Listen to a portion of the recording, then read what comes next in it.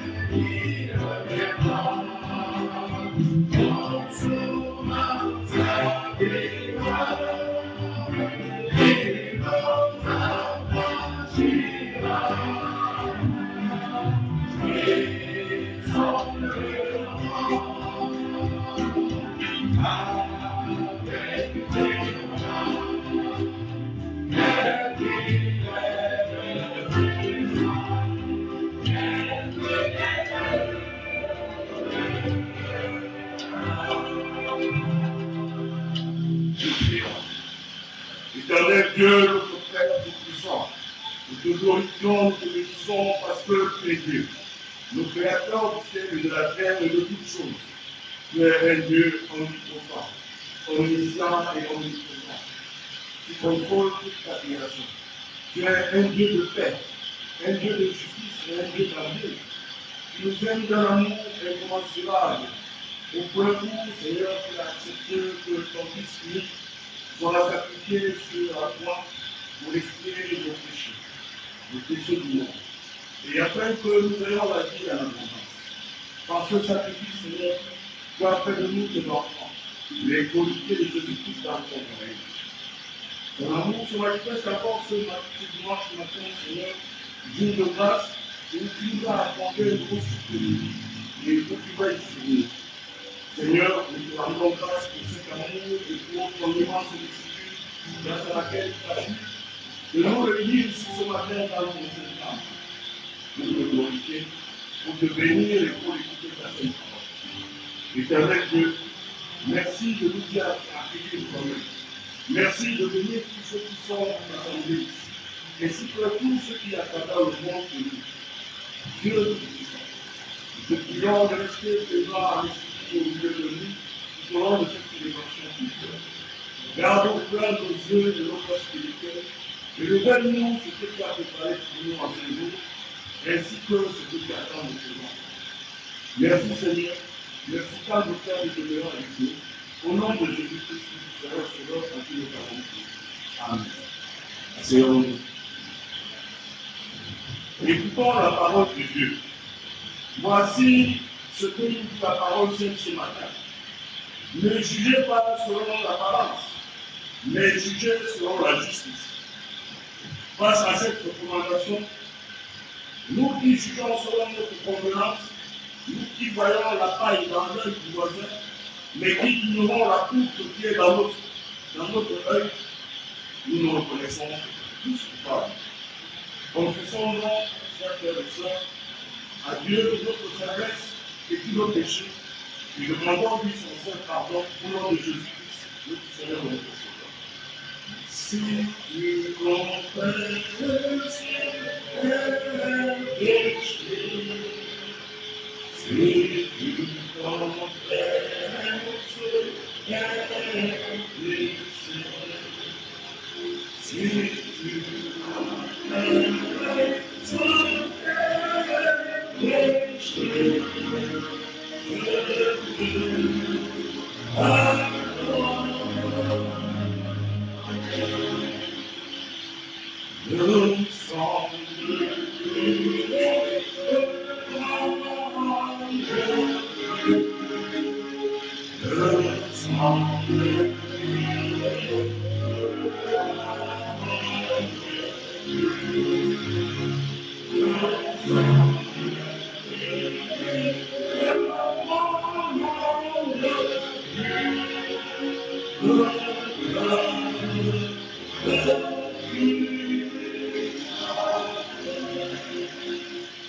Éternel Dieu puissant, à genoux, nous reconnaissons que nous avons péché. Nous ne sommes pas dignes de nous approcher de toi, Seigneur. Bon Père, nous nous souvenons devant toi et te demandons pardon pour tous les péchés que nous avons commis en pensée, en parole et par nos actes, consciemment et inconsciemment. Pardonne, Seigneur, nous libérons. Lave-nous et purifie-nous dans le sang précieux de Jésus-Christ et remplis-nous de ton Esprit Saint, afin que ce soit par lui que nous soyons l'esprit du passé de nos rêves. C'est pour nom de notre Seigneur et Sauveur Jésus-Christ que nous avons prié. Amen. Recevons, mes frères et sœurs, ce message de pardon que Dieu, le Dieu éternel, nous offre aujourd'hui. Il nous dit, heureux celui à qui la transgression est remise, à qui le péché est pardonné. Désormais, pardonné et délivré du péché, chantons à Dieu debout et avec enceinte notre reconnaissance au cantique numéro 232 dans ça.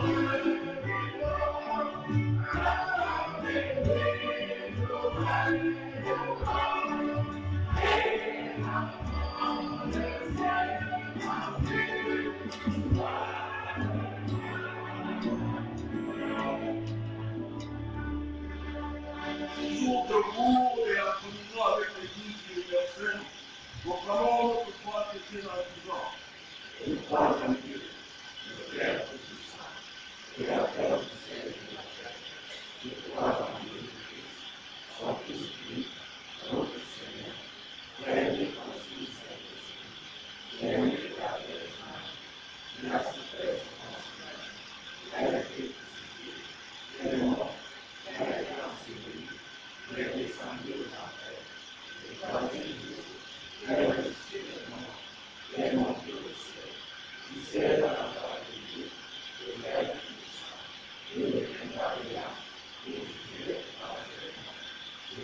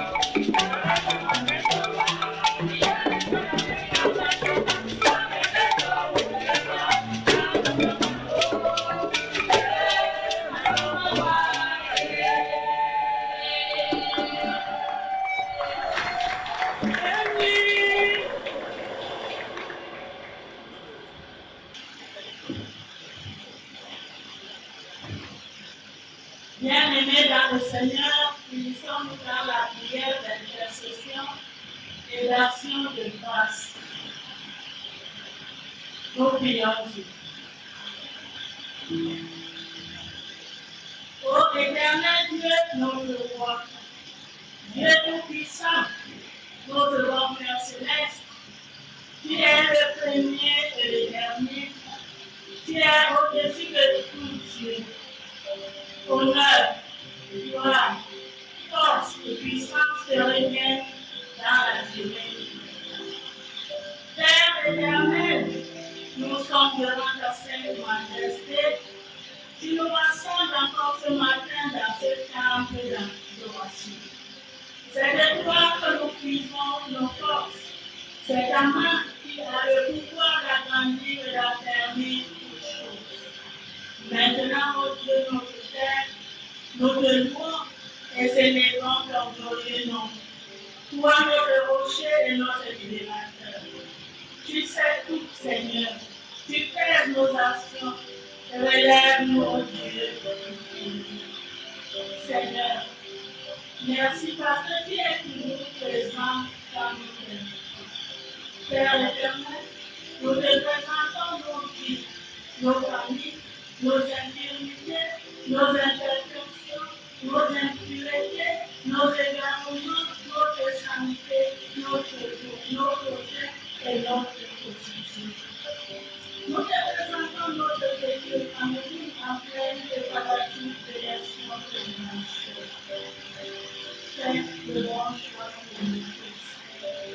Nous te présentons l'Église universelle en général, en particulier les décès qui vivent le moment du métier. Seigneur, ta pitié et le témoin.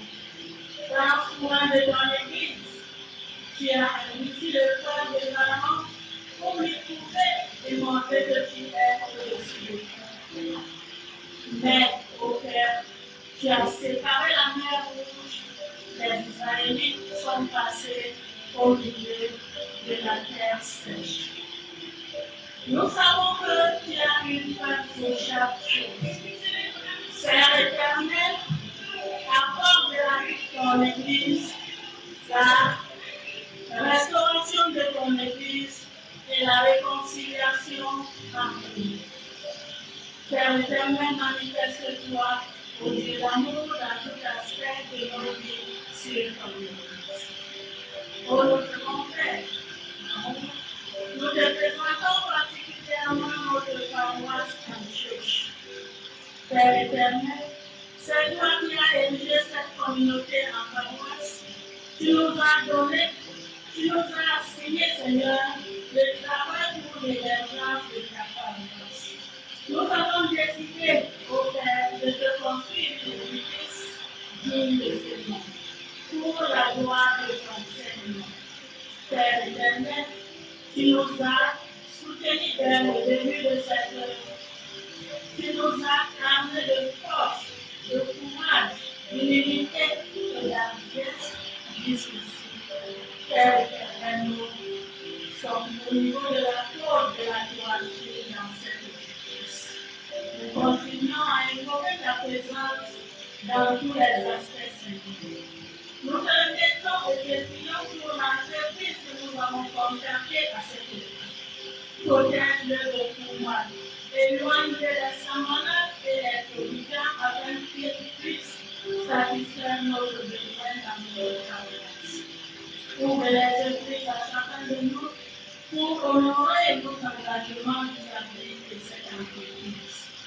Père éternel, nous ne pouvons réussir qu'en ayant l'unité fraternelle, l'amour, la convivialité avec notre pasteur de Marie Ernest, à lui qui a la charge de la bergerie. Seigneur, donne-lui la santé, la paix avec tous, la sagesse et l'intelligence qui viennent de toi pour bien asseoir son autorité. Nous te présentons et prions pour les familles en deuil de la paroisse en Christ. Affermis leur foi, fortifie-les et assiste-les dans ce moment fort. Merci d'avoir amené tous ceux qui se sont déplacés à cette fête sans fin. Nous te présentons, nous te remettons les assises prochaines du presbytériat des États que nous allons accueillir dans ce camp. Soit devant ces préparatifs, individuellement pour les femmes de la CR, une entente sereine pour la réussite de ces assises. Voici l'opération quotidienne au 15. Arme-nous de beaucoup de l'ordre. Toi qui nous formes de l'éternel, manifeste-toi en chacun de nous. Bénis cette paroisse éternelle et tous ses vies. Donne-nous de ne vivre que de ton espérance pour manifester aussi ta gloire parmi nous. Seigneur, nous ne sommes rien sans toi. Nous ne pouvons rien faire sans toi. Affermis notre foi, éloigne de nous le malin de la division, qui est maître de toutes circonstances, soit de demeure.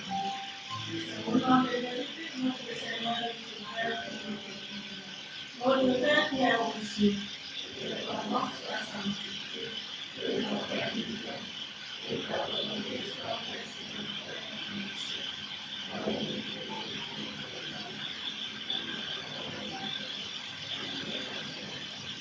À ceux qui vous ont défendu, et qui ne souhaitent pas à la tentation, mais le délivre du malin, car c'est la faute appartienne, le règne, la puissance et la gloire pour les siècles des siècles.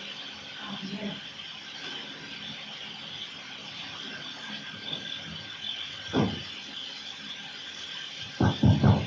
Toi, je vais réserver à la chape en ce soir de la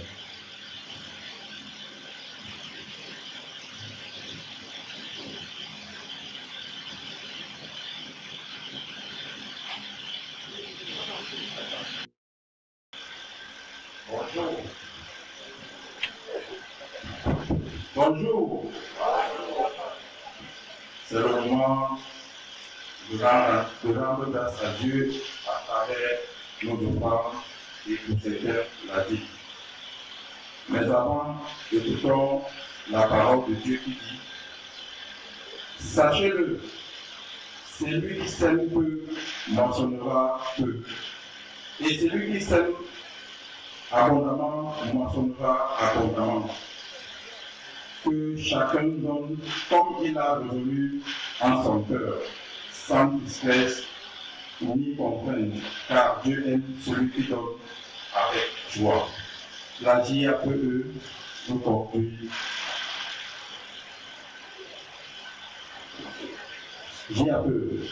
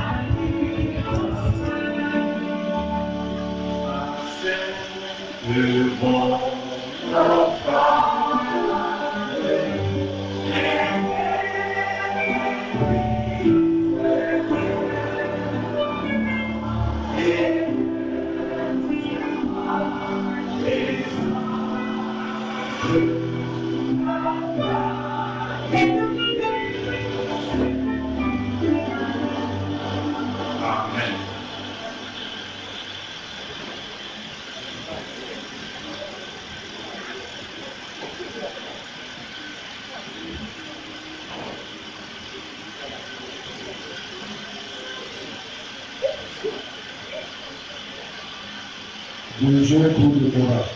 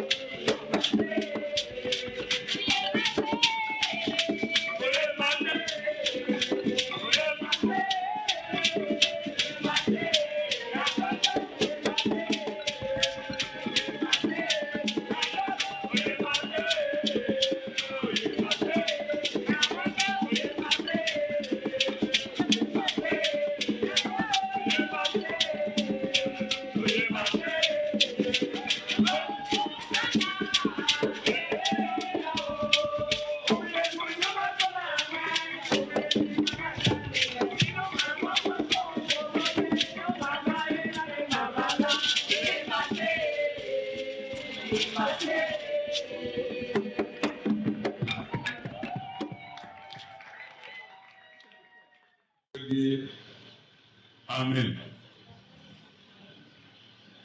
Mais comme cela est de coutume, il faut qu'on s'appellantisse sur certains aspects du texte. Je vais dire merci une fois de plus à la section de la paroisse EPC Antioche qui pour une deuxième fois de clôture une tournée du modérateur dans ce consistoire. Et si j'avais clôturé la tournée du modérateur du synode, la tournée du modérateur du consistoire numéro 1, maintenant la deuxième tournée comme modérateur de ce consistoire. Le mot d'ordre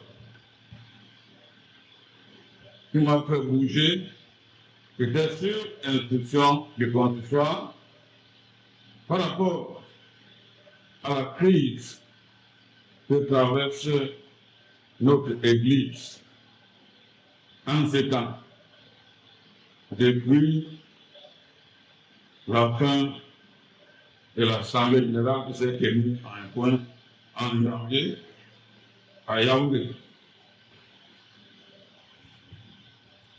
Les divisions, les dissensions, les malentendus. Et le mot d'ordre qui m'a conduit dans plusieurs paroisses et associations est celui que je vais vous dire. Et je profite de la grandeur de la paroisse qui peut être un élément très important pour véhiculer le message de paix et de réconciliation. Puisque ailleurs je parlais ambassade, je ne sais pas comment je vais traduire ce texte en français.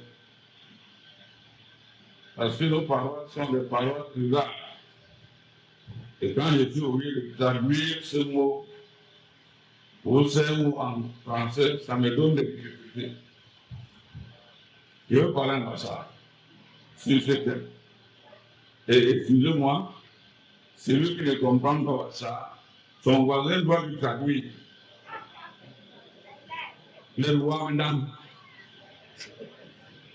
C'est bon là, loi maintenant. Les lois maintenant. Bon, le texte parable ne traduit pas très bien un phrase. Le kutung et c'est Osona ou Amda. Et que si par là, quelqu'un veut faire des problèmes avec son frère, que le nom du modérateur n'y soit pas associé. Et que dire à toute l'Église ce que je vous dis, le devoir maintenant, sur le devoir maintenant, qu'on arrête. Parce que nos problèmes ne peuvent plus se résoudre dans l'Église. Pourtant, quand nous prions et il y a des miracles qui se produisent. Il y a de la paix dans nos familles, dans les associations. Mais pourquoi dans l'Église? Dans notre Église, dans notre synode, dans notre consistoire, il y a des problèmes. Je pense que le pasteur de la parole en Dieu sera mon porte-parole pour dire à ses confrères du consistoire, pasteurs anciens et chrétiens, le mot Bassa est bien ciblé, des rois maintenant.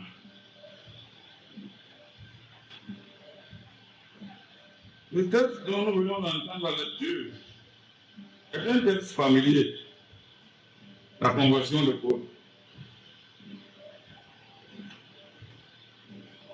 Le texte est tiré des actes de l'apôtre, qui j'allais avec comme nom les actes du Saint-Esprit. Nous approchons après le 5e dimanche de Pâques. Nous approchons l'ascension plus de la Pentecôte. Et une Pentecôte par anticipation, parce qu'après la Pentecôte, une grande persécution s'est déversée dans l'Église. Les adeptes du judaïsme, de la religion traditionnelle des Juifs, étaient en guerre contre le christianisme naissant. Je veux parler de la teneur de ce chapitre. Mais dans cette bataille, Paul était un des éléments utilisés très importants dans le combat. Le texte nous révèle qu'il allait prendre pour recevoir des sacrificateurs et des grands prêtres d'autorisation ou des lettres pour ligoter tous ceux qui pourraient confesser Jésus-Christ comme Seigneur et Sauveur, où qu'il soit, pour les amener bien ligotés à Jérusalem. Certainement, pour croire bien de rendre service à Dieu, comme nous le croyons aussi. Paul était tellement zélé qu'il mettait toute son énergie, toute son intelligence, tout ce qu'il avait comme charisme, pour éteindre et étouffer la nouvelle croyance qui était, ou qui est aujourd'hui, la croyance en Jésus-Christ. Un événement de surprise lui arrive sur le chemin de Damas. Pendant qu'il s'en va en mission pour collecter les lettres pour la pétition et faire ligoter les disciples de Jésus-Christ, en chemin, il se voit renversé par une puissance que lui-même ne peut pas identifier. Je vais vous lire encore du verset 3 au verset 6. Au milieu d'un chemin, il s'approcha de Damas. Tout à coup, une lumière venant du ciel resplendit autour de lui. Il tomba par terre et il entendit une voix qui lui disait: Saul, Saul, pourquoi me persécutes-tu? Il répondit: Qui est du Seigneur? Et le Seigneur dit: Je suis Jésus que tu persécutes. Et il dit: C'est là que Dieu de réserver contre les aiguillons. Semblant et sans de foi.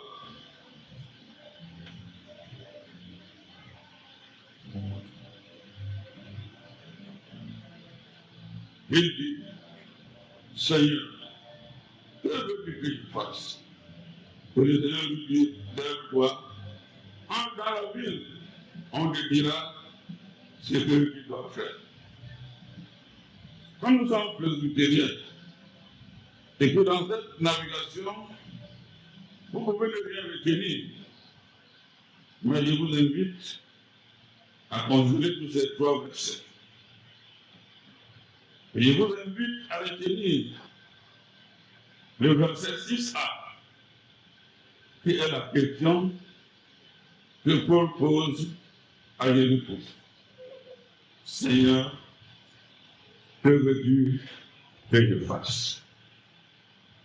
Quelle est l'orientation de la méditation de ce dimanche? À vous, mes frères, mes sœurs, chers confrères et d'autres collaborateurs, posez la question à Jésus. Seigneur, que veux-tu que je fasse? Comme je venais de le dire tantôt, nous sommes souvent très acharnés. Nous sommes très zélés dans la serre, à la section, dans les associations comme j'appelle. Et même en train de faire des grandes œuvres. Mais parfois, on ne se pose pas la question: est-ce que je fais ce que Dieu me demande? Et pourquoi Paul est obligé, lui qui avait une mission, que lui avait confié les hommes, de poser la question à Dieu: Seigneur, que veux-tu que je fasse? La conversion de Paul est un élément fondamental dans la foi chrétienne. Nous avons ici 4 actes qui apparaissent dans le texte. Le premier acte, ou le premier signe, c'est la lumière qui resplendit sur Paul et la voix qui se fait entendre. Cette lumière qui resplendit sur Paul et cette voix qui se fait entendre le traverse. C'est ainsi que la causerie avec Dieu est différente de la causerie avec les hommes. Quand je cause avec mon frère, avec ma soeur, avec mon époux, mon épouse, mes enfants, leur puissance va me renverser. Mais ici, il y a une force personnifiante qui renverse Paul. Tous les serviteurs de Dieu, dans les Saintes Écritures, les serviteurs de renom ont rencontré Dieu. Ils ont rencontré Dieu. C'est ce que nous appelons la confrontation téléphonique. Quand vous n'avez pas encore rencontré Dieu, vous êtes en sécheresse. Vous naviguez. Souvenez-vous de Moïse. Mais sa rencontre dans le buisson ardent. Le texte de l'Exode nous dit: le buisson brûlait, mais il ne consumait pas.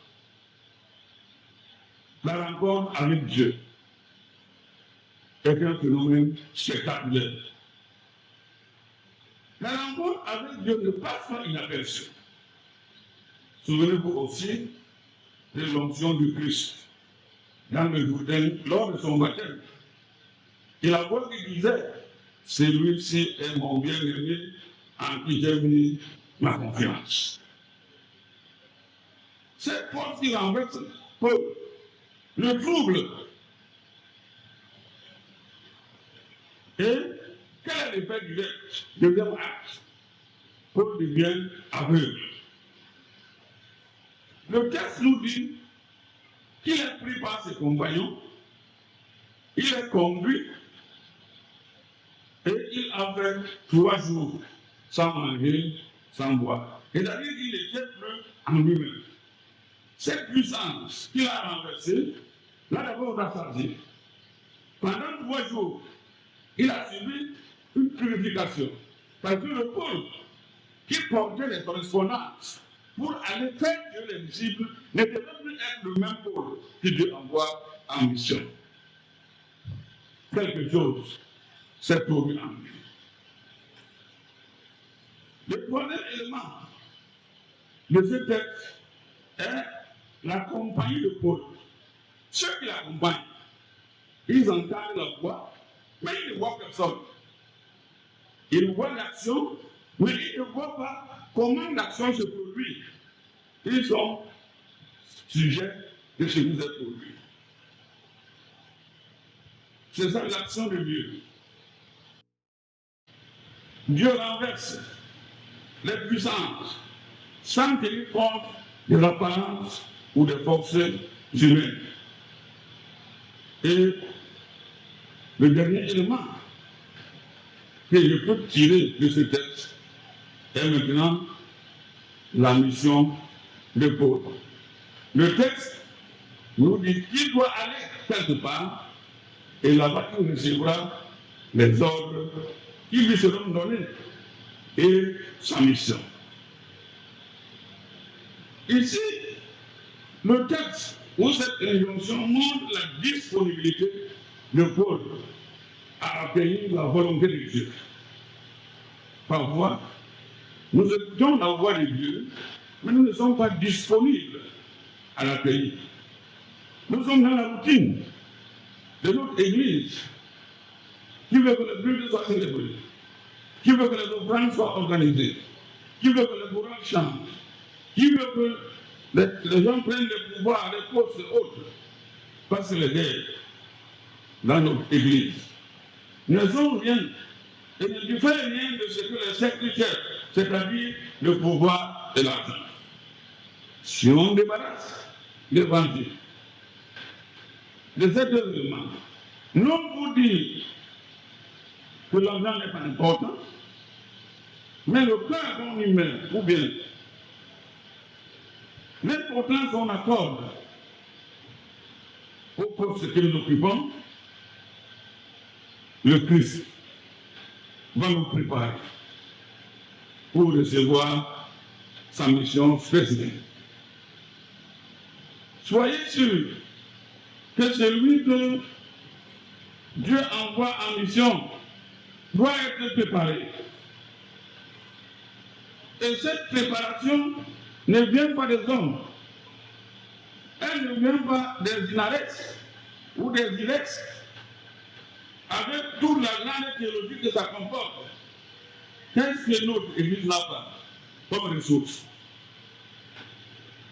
Nous avons des généraux qui sont les anciens Églises. Nous avons la seule Église en Afrique qui compte déjà plus de 5 docteurs en théologie. Nous avons des multimilliardaires. Si ce n'était que ça, l'Église devait être en paix. Comment? Une Église qui a plus de 100 docteurs en théologie. Et va créer des taxes. Ça rejoint les prophètes de Salomon. Il augmente sa sagesse, augmente ses difficultés. Il faut une autre préparation que vous ne pouvez pas donner à vos frères. Une préparation différente de celle des documents que nous avons. C'est-à-dire la préparation par le Saint-Esprit. l'idée du texte.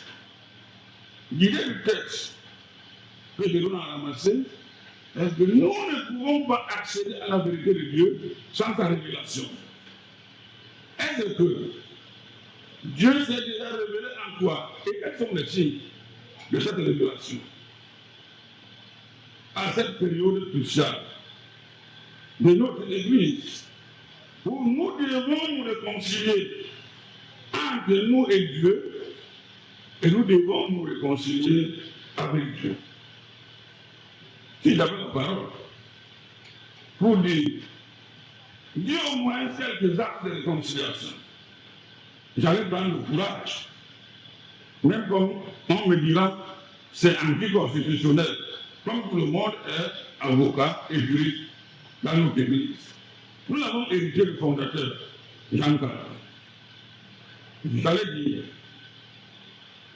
organiser le rituel spirituel, lever les sanctions de tous ceux qui ont eu ces sanctions pendant l'Assemblée générale, des pasteurs sanctionnés, des anciens de l'Église sanctionnés, des diables sanctionnés, les chrétiens excommuniés. On ne peut pas résoudre une crise par une crise. J'ai déjà parlé.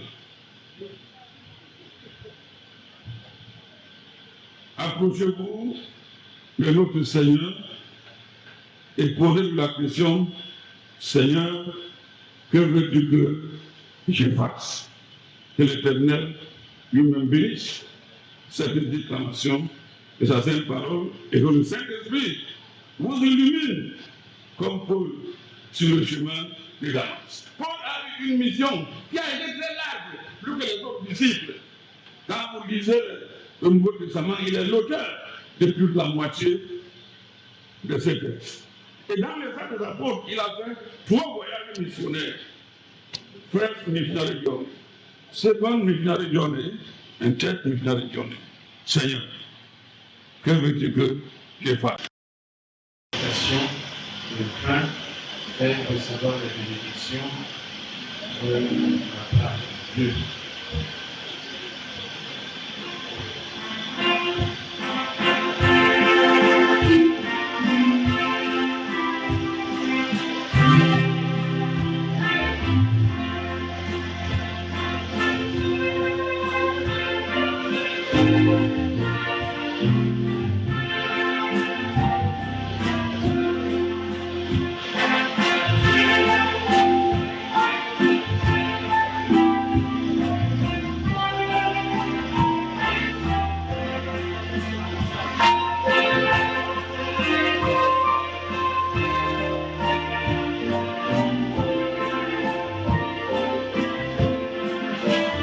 La voix du Seigneur m'appelle, dans ta gloire, et viens sur moi.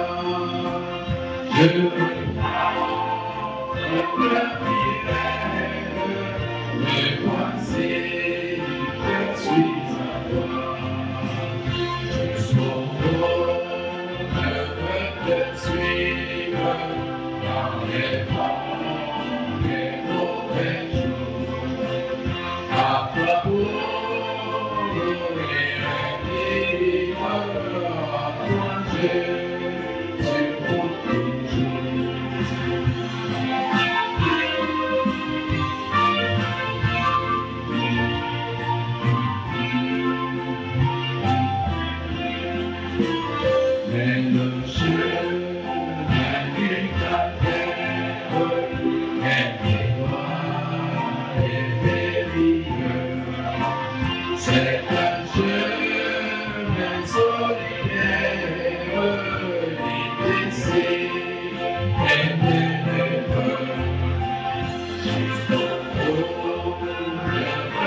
Suivre dans les grands et mauvais jours.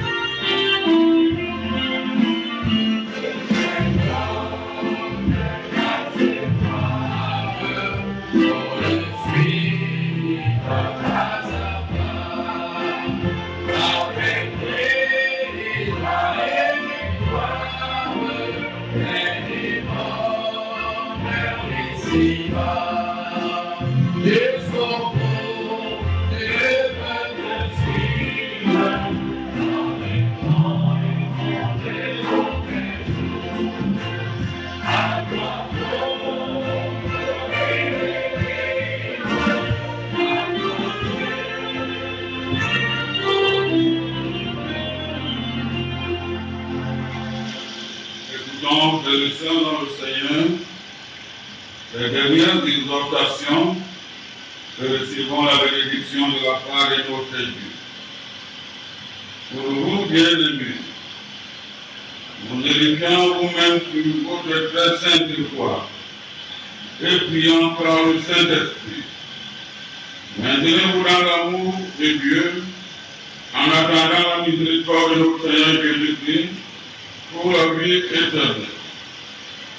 Reprenez les uns, ceux qui contestent, sauvez-en d'autres en les arrachant du feu, et pour d'autres encore, ayez une pitié mêlée de crainte, haïssant jusqu'à la tenue souillée par la chair. Nous devons revenir à cette adoration au nom de 236. Recevons la bénédiction de la part de notre Dieu. Alors, celui qui peut vous préserver de tout et vous faire paraître devant sa gloire, il est consacré dans la régresse à Dieu, seul, notre Sauveur, par Jésus-Christ, notre Seigneur, soit gloire, majesté, force, puissance, à vous mes frères, la grâce de notre Seigneur le Christ, l'amour de Dieu le Père, et la communion bienfaisante de l'Esprit Saint vous garde et vous protège, vous donne une santé du corps, de cœur, l'âme, l'esprit, et vous accompagne chacun pour ses occupations quotidiennes. Allez dans la paix de notre Seigneur Sauveur, Jésus le Christ. Oh, je vais te suivre à toi,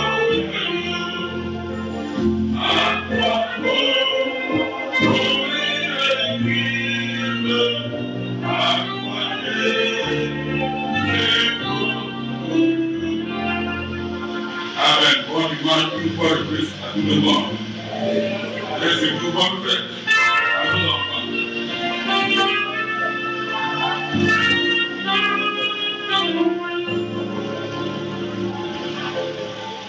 Bon retour à nos frères catholiques et un salut fraternel à votre prêtre.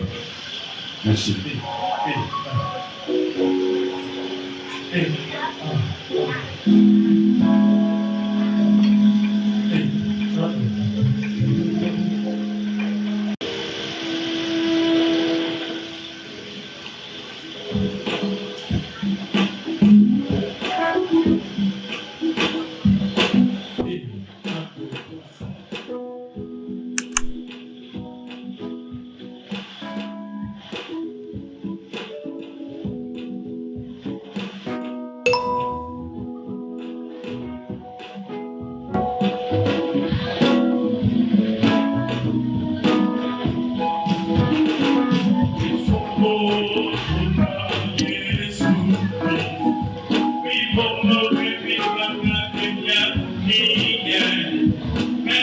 Oh,